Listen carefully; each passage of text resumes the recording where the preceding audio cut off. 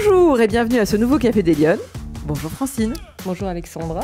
Alors ce matin, je suis ravie d'accueillir dans les fabuleux locaux de l'Intercontinental Hôtel Dieu à Lyon, Francine Lux. Vous êtes... Oui, j'ai dit ça? Non, vous avez l'air surprise. Non, c'est bien ça. Francine, vous êtes chef de cuisine dans un collège. Oui. Ouais, c'est ça? C'est bien ça. C'est bien ça, hein, j'ai tout juste. Vous avez tout juste. Et j'avais vraiment envie qu'on prenne ce Café des Lyonnes parce que tout le monde ne me parle que de vous. J'ai plein de Lyonnes qui me disent tout le travail extraordinaire que vous faites pour les enfants avec une vraie vision de ce que vous avez envie de, là où vous avez envie de les emmener, comment vous embarquez vos équipes avec vous pour motiver les gens qui travaillent à vos côtés, pour rendre cette expérience de l'alimentaire dans nos cantines, dans nos écoles, eh bien agréable, enjouée, dans la qualité, l'exigence, etc. Donc comme il y avait une vraie patte, on va dire, qui vous est propre, manifestement, j'avais vraiment envie qu'on puisse partager avec vous, que vous puissiez nous parler de votre boulot, de ce secteur d'activité qu'on ne connaît pas forcément, alors qu'il est super important parce que nos enfants sont tous à l'école en train de manger à la cantine et que des fois, ils ne nous disent pas que du bien. Donc, on voudrait savoir la vérité, Francine. Je vais tout dire. On veut savoir comment ça se passe dans les coulisses. Mais d'abord, avant de parler de tout ça, première question de l'émission, vous la connaissez. Est-ce que vous êtes une femme engagée? Et ça veut dire quoi pour vous, l'engagement? Alors, je suis une femme engagée. Je suis une chef de cuisine de cantine engagée. Être engagée, pour moi, c'est résister. Ouais. C'est sortir du cadre. C'est se rendre visible. Se valoriser. C'est échanger, oser, bousculer. Ouais. Et peut-être transgresser quelquefois aussi. Et pourquoi c'est important pour vous de faire ça? Parce que c'est dans ma nature et puis c'est comme ça qu'on avance, me semble-t-il. Ouais. En tout cas, moi, la cantine, je la vois comme ça, évoluer comme ça, et elle me ressemble. Oui, c'est assez fort quand vous me dites que c'est résister, s'engager. Oui, et résister, parce que c'est résister au lobby industriel. Pour nous, hein, chef de cuisine, nous, on fait tout maison, hein, donc il n'y a pas de produits industriels. Mais on pourrait être tenté quand on voit des plats magnifiques sortir et qu'on voit qu'il n'y a que de la pommade et de la poudre dedans. Moi, ça me gêne vraiment. D'ailleurs, ça n'entre pas dans ma cantine. Ah oui, voilà. C'est ça. Donc je résiste comme ça. Donc ça se traduit au quotidien, ça se traduit dans tout ce que vous faites. Exactement, en fait. Oui. Et il vous vient d'où cet engagement, vous pensez? L'engagement, moi j'ai toujours l'engagement pour les enfants, pour cuisiner. Ouais. Moi j'ai toujours vu ma maman cuisiner. Ce métier-là, je l'exerce depuis peu en fait. Hein. Moi la cuisine, c'était une passion avant tout. Je n'aurais jamais imaginé qu'un jour j'en ferais mon métier. Ah d'accord. Oui. Ah ouais, on va en parler, ça va être amusant. Voilà, donc moi j'ai toujours vu ma maman cuisiner et c'est tellement essentiel pour moi de donner une bonne cuisine aux enfants parce que c'est la base, quoi. Je pense que l'éducation au goût commence à l'école. Oui, c'est vrai. Et les bonnes habitudes. Et les bonnes habitudes de nutrition, d'équilibre, de plaisir aussi, de découverte. Ouais. De votre point de vue, on va parler de votre parcours, on va dérouler ce que vous avez fait, mais de votre point de vue aujourd'hui, quand vous regardez en arrière, votre carrière, etc., vous vous dites quoi sur la place des femmes dans la société aujourd'hui? Vous trouvez qu'elle est à sa juste place, qu'on a avancé, qu'on recule? Vous pensez quoi? Je pense qu'on avance. On avance, on ne nous voit pas assez. Ouais. Je pense que nos métiers ne sont pas assez valorisés, les métiers des femmes, même si elles exercent les mêmes métiers que les hommes souvent. Ouais. Mais on va plutôt valoriser les hommes que les femmes. Et quelquefois, des qualités qu'on retrouve chez l'homme et la femme, notamment l'ambition ou l'autorité, chez la femme, c'est perçu autrement, quoi. C'est toujours soit de l'agressivité ou l'autorité malvenue. Ouais. Bon, c'est ce que je constate, mais la place de la femme évolue, oui. Et dans votre secteur d'activité aujourd'hui, il y a principalement des femmes, des hommes? Non, c'est beaucoup d'hommes chefs de cuisine. Les équipes des femmes de chefs de cuisine, on en a peu, mais de plus en plus. Moi, je me bats pour ça. J'accueille souvent des stagiaires pour démontrer que ce métier est passionnant. Enrichissant.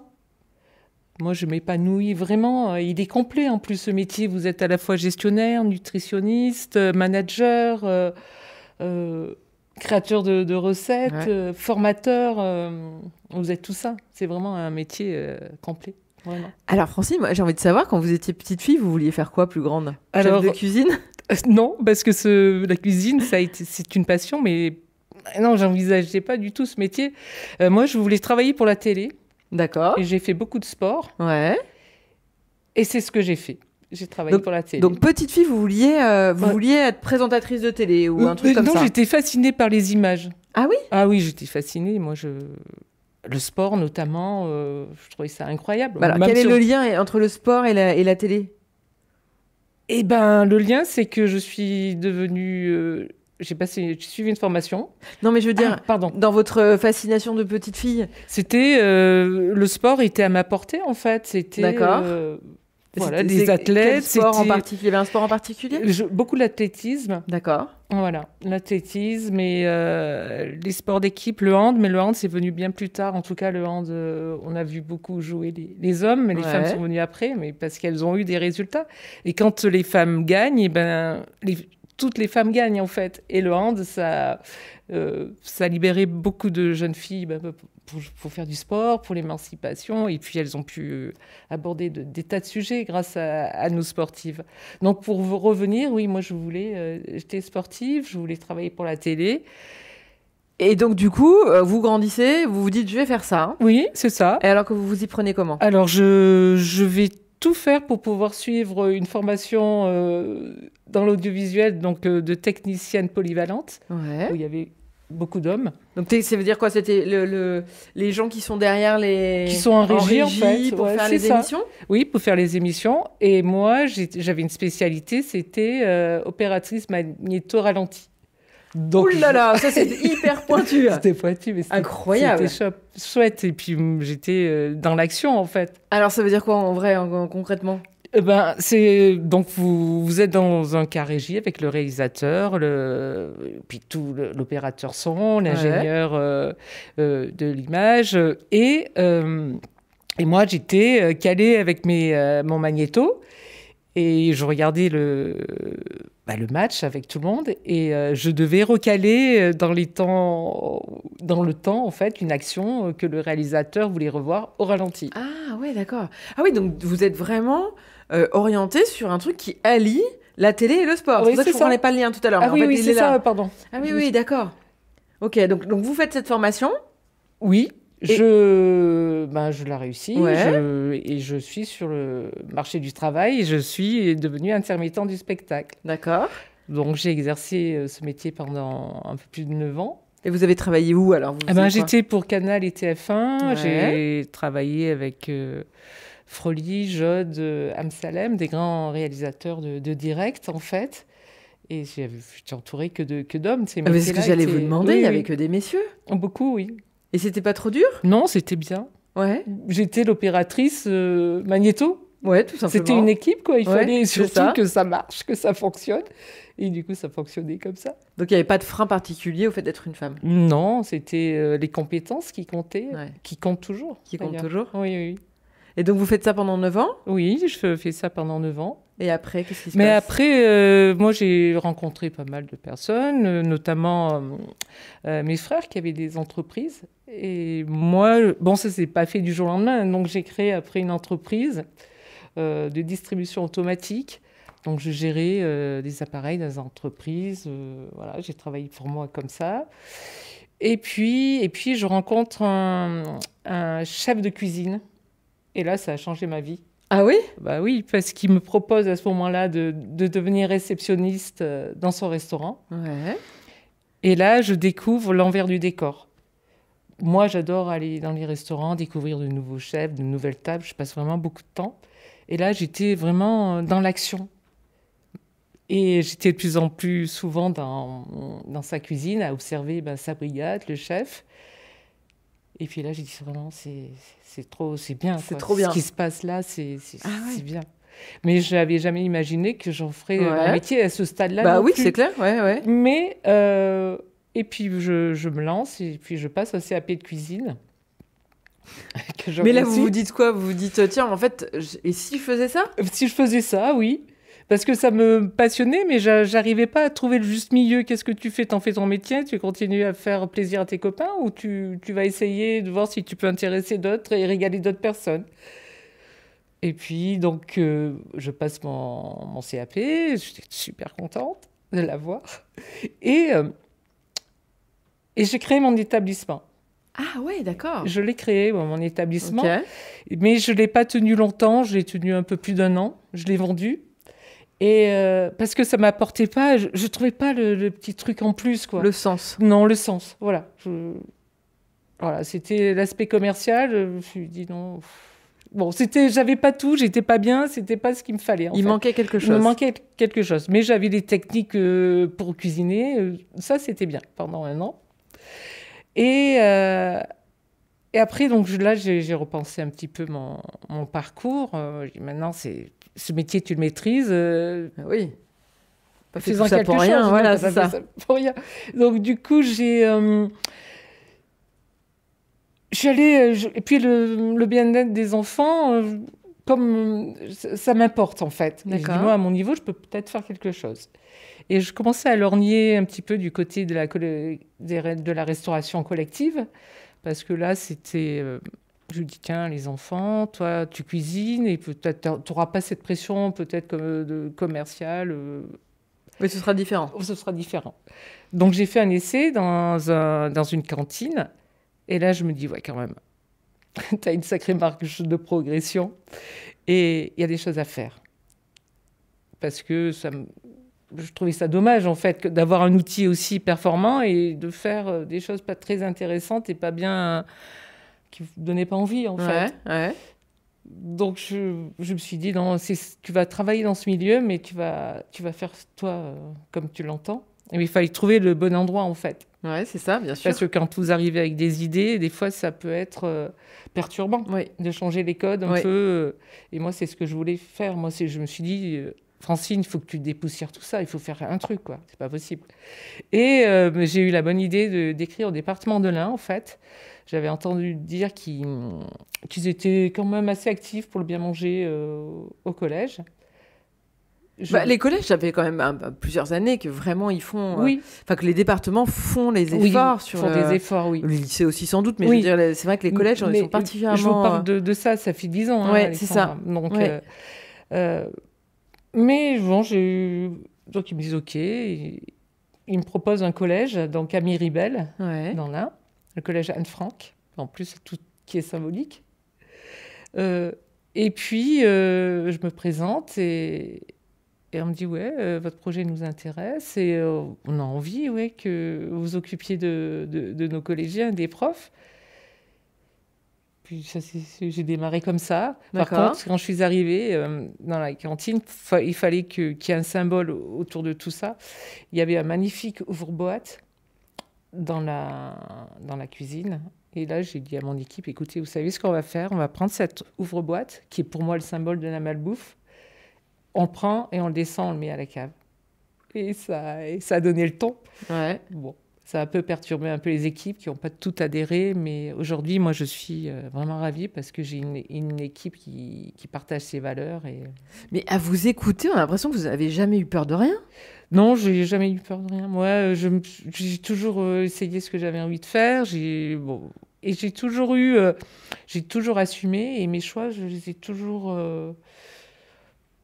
vécus très bien, même si j'ai pris des directions qui quelquefois un peu... Mais ça veut dire que vous vous êtes écouté ou est-ce que c'est des gens qui ont marqué votre parcours à un moment?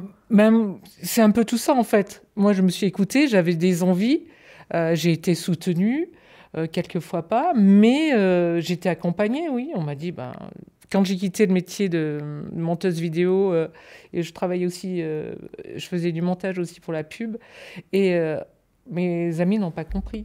Ah oui, c'est vrai? Oui, mais moi j'étais assez jeune, c'était la vie parisienne, c'était un peu des...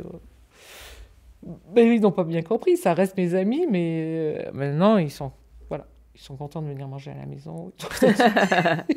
Oui, c'est ça, mais vous avez fait vraiment des sauts de puce dans des environnements très, très divers. Oui. Vous vous êtes jamais dit, bah, je serais pas capable, ou je saurais pas faire. Non, non. Des fois, je réfléchis après, souvent.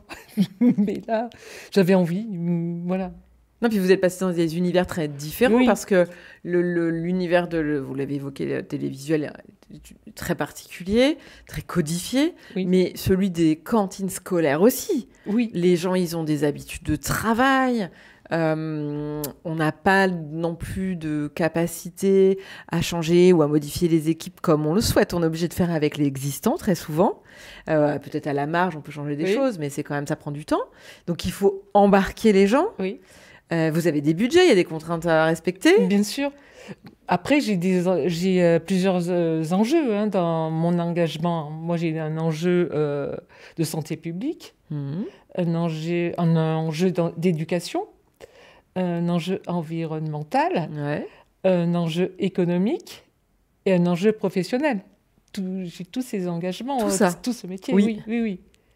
Et pour revenir à mes brigades, à mes équipes, si vous ne valorisez pas vos collègues et vous n'expliquez pas le pourquoi et puis la satisfaction de voir les enfants se régaler, les profs, ça fait du bien et puis ça emporte une équipe, quoi, c'est certain. Est-ce que vous sentez tout de suite une différence dans la satisfaction des enfants ou est-ce que c'est un peu un âge ingrat où c'est quand même compliqué Est-ce qu'ils font la distinction, ce qu'ils mangent? Écoutez, en tout cas, moi, je leur explique la provenance des produits.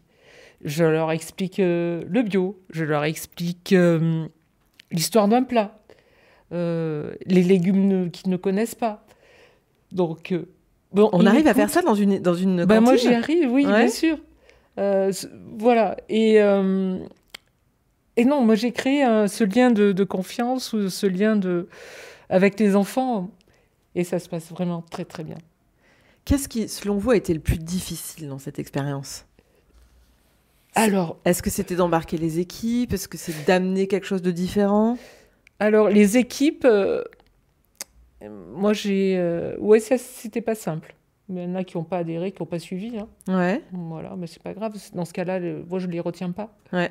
Par contre, les personnes qui ont envie, celles-ci, je fais tout pour les garder avec moi. Parce que dans la fonction publique, quelquefois, il faut déplacer les uns et les autres. Ouais. Moi, je ne veux pas. Une fois que je forme les gens, je ne veux pas former sans cesse. Voilà. Et puis, ils sont bien avec moi. Moi, je suis quelqu'un de... Voilà. Je suis comme ça dans la vie, dans ma cuisine, je suis comme ça... Est-ce que vous avez une attention particulière au fait de recruter des femmes? Est-ce que vous êtes vigilante à ça? Non. Non. Alors, en fait, il s'avère que j'ai qu'une équipe de femmes. Ah oui, d'accord. Des femmes. Les hommes... Alors, avoir une chef de cuisine femme, c'est peut-être un peu plus compliqué. Ah, c'est encore possible, un petit sujet. Je ne veux pas créer de problème. Ah oui. Mais je crois que oui. En tout cas, j'ai eu... Ouais, ils ne sont pas restés, non. Parce qu'ils avaient plutôt envie d'être chef que second, oui, c'est ça. Mais en même temps, si la personne a les compétences, moi, ça ne me gêne pas. Hein, je laisse la place, mais il faut avoir les compétences. Quel conseil vous auriez envie de donner aux femmes qui nous écoutent et qui se disent, tiens, c'est vrai, les métiers de... Moi aussi, j'adore faire à manger, etc. Mais c'est vrai qu'on ne voit pas forcément toujours toutes les applications métiers qui existent derrière une passion qu'on peut avoir ou quelque chose qui nous tient à cœur. Effectivement, ces métiers sont encore malheureusement trop méconnus, alors qu'en fait, il y a une... C'est ce que vous disiez tout à l'heure. En fait, c'est très complet, au-delà de faire la cuisine. Il y a vraiment une gestion globale. Ah oui, moi, j'ai les clés de la cantine et je la gère, même si j'ai aussi une hiérarchie au-dessus de moi. Ça, c'est rassurant aussi d'avoir un... Mais oui. Donc, quel conseil vous auriez envie de donner aux femmes qui nous... Ouais. Mais allez-y, foncez, engagez-vous. Suivez vos envies, vos passions, vivez-les jusqu'au bout, mettez en place ce qu'il faut pour les vivre. Et qu'est-ce qu'il faudrait faire pour se former pour être chef de cuisine? Qu'est-ce qu'on fait? On commence par quoi? Alors, moi, j'ai passé mon CAP de cuisine. Ouais, tout simplement. Voilà, tout simplement. Et après...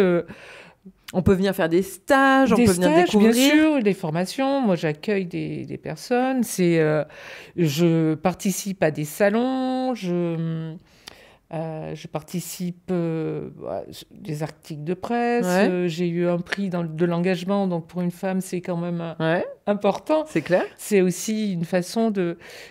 moi, j'ai envie de valoriser ce métier et j'ai envie que les gens sachent que que ce métier-là est important, parce que je sais qu'un enfant qui mange bien étudie mieux. Et quand on a compris ça, on met le paquet pour que ça marche, quoi. Et Francine, dernière question. Si vous aviez une baguette magique, quelles mesures vous prendriez pour que les femmes, elles soient plus visibles, justement, plus présentes dans l'espace public? Alors, il faudrait... ça va être peut-être simple ce que je vais dire, mais il faut qu'on puisse faire de la parité une réalité. Et on entend de plus en plus que la parité, elle arrive réellement maintenant. En tout cas, la porte, il faut oser, le chemin est tracé, il y a des places à prendre. On a toutes les compétences, toutes les qualités, nous les femmes, à occuper des postes, tous les postes en fait. Ouais. Tout est ouvert. Et la parité, même si au départ, moi, la parité, ça me gênait, j'ai dit, tiens, on va dire, faut moitié femme, les compétences d'abord quand même. Mais la parité, c'est quelque chose qui me semble de bien. Il faut y aller, il faut foncer, quoi. Et puis, une femme qui s'engage, c'est aussi, à travers elle, d'autres femmes qui s'engagent, il me semble. Très bien. Écoutez, merci Francine d'être venue prendre votre café matinal avec nous avant de retourner en cuisine pour le repas de ce midi. En tout cas, merci beaucoup d'être venue avec nous. J'espère que ça vous aura plu. Et nous, on se retrouve la semaine prochaine pour un prochain Café des Lionnes. Bonne semaine.